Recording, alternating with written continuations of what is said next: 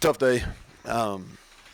Credit to Matt and his staff. They've done a great job building that program. They have depth. Got multiple weapons offensively, schematically.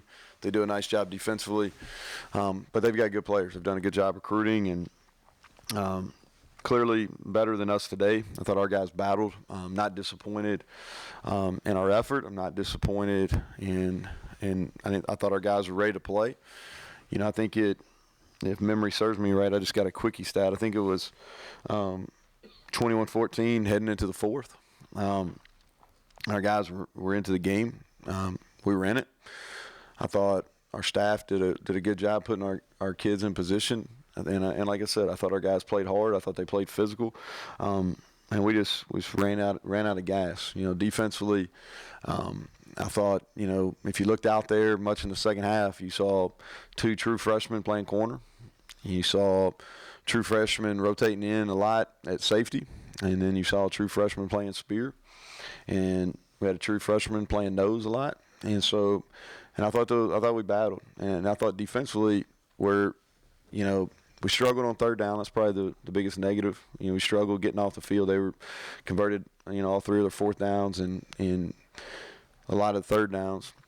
We had some penalties that hurt us on that side of the ball too. You know, one PI, one hands to the face there that hurt us on one drive in particular. But I thought defensively that we gave them some issues schematically. You know, and they were one of the top offenses in the country, and I thought we did a pretty good job holding them in check, 372 yards. You know, they ran the ball better late, but they struggled early. And so I think some of that's fatigue. You know, we couldn't get much going offensively. In the second half, that's probably an understatement. And offensively, just a struggle. They beat us in some one-on-one situations up front. You know, we struggled to get the run game going versus some decent box numbers. And it was a tough ask of Jack. I thought he did a good, you know, drive before half was really productive by him. But it's tough to go in and play when you had limited reps. So I think it's a tough ask of him, but I thought he did some good things. But with that, we'll take some questions. Is there any update on Austin? I think we'll know more tomorrow and Monday. He got hit right in the act of throwing, and you know, his arm kind of got behind him. It's the good thing is it's not an arm or a shoulder injury, so it's more in his kind of chest area. So we'll know more, you know, after 24 hours or so, kind of where he's at. You know, how limited were you with Jack having limited reps? I mean, just the play calls where you had to keep things simplified? Well, we were doing some things different, and you kind of get into a catch-22 where when you get into game plan week and you have to do some things to give yourself some opportunities against somebody that's pretty good on defense. You have to do some different things. When you do different things, you want to make sure that your starting quarterback's getting a ton of those reps. And so Jack didn't get a lot of reps in those, so we kind of had to, you know, right there in the middle of the first quarter kind of change and basically went to some plays that we felt he was comfortable with. You know, like I said, I think it's tough when a backup quarterback has to come in and play in a game. I think it's a tough ask for him. I think it's a lot of times it's hard to really get a feel for how they played because, you know, in college football it's just you don't get as many reps just from a time standpoint. So I thought he was prepared to play, and I thought he did under the circumstances did an okay job. Keith Washington, how serious is his? Well, you know, serious enough where he couldn't play. He wasn't able to practice all week, and hurt it kind of midway through the fourth quarter last week versus Texas, and it's a muscle injury. So, you know, it's one of those things you can't really rush it because if you do, then you put him at risk for being out longer. And he's a tough kid. He's played through a lot of injuries here in the past and throughout his career, and he just wasn't. He couldn't run full speed, and I think that you can't ask a corner, which, you know, his primary strength is his speed and his lateral agility to go out there and play. What did you see out of Brock Purdy today? It seemed like you were able to maybe keep the clamps on him a little bit early, but started to get loose late in there. Yeah, you know, I thought that we had a hard time getting pressure on us. They did a really good job. we tried to blitz. We tried to drop 8. You know, they cut us a bunch in our blitz stuff, and we didn't do a very good job playing those cut blocks.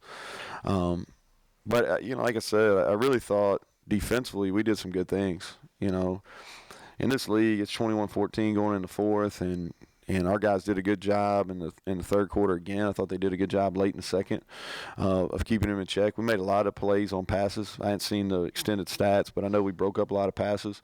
But late in the third into the fourth, he was able to move around and kind of extend some plays. We lost some guys in coverage. It's hard.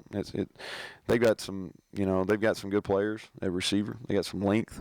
We're out there playing with a bunch of young guys, and it's hard. I thought we initially did a good job covering, then we lost him some when he started moving around. But he's a good player. But I thought defensively we did some good things versus him. 2 straight third quarters, just nothing on offense. Has it been adjustments, execution? What are you seeing? You shoot your bullets, man.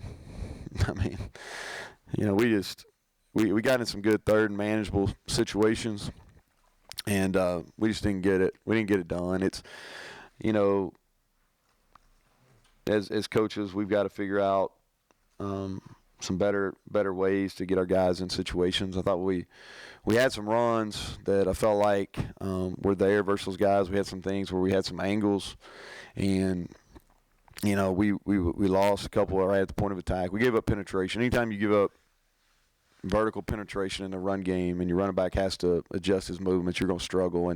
And they did. Their 4 eyes controlled the line of scrimmage a little bit. We tried to get some screen game going, and we couldn't get out and get on their linebackers. It was a struggle. I mean, y'all watched it. I can sit up here and give you a bunch of reasons and all those type of things, but it was a struggle for us offensively. It was a struggle for us last week in the third quarter. It is what you saw. Neal, was there any sort of hesitancy to throw the ball deep in the second half? We called them, but you know they got 3 safeties back there, and they're dropping about 20 yards because we struggled to run the ball. And I'm not giving you a smart answer. We called them. The interception was a downfield throw. I can think of 6 vertical pass plays we called, but they make it difficult for you. And if you're able to run the ball, you can kind of get you have a chance to get in the seams. And we were able to do that versus Texas, and Texas plays basically the same coverage schemes. But we couldn't get anything going run game wise, so they controlled the line of scrimmage and they dropped guys out in those seams. Neal, Martell, Tevin, trying to just keep track of guys who are in and out for you right now. It's kind of hard. Yeah, Tevin's hurt. Petaway, you know, he hasn't had the type of year that he wants to have or that we want him to have. I think some of that's some limited opportunity. Some of that he hadn't been as productive as we or he would like him.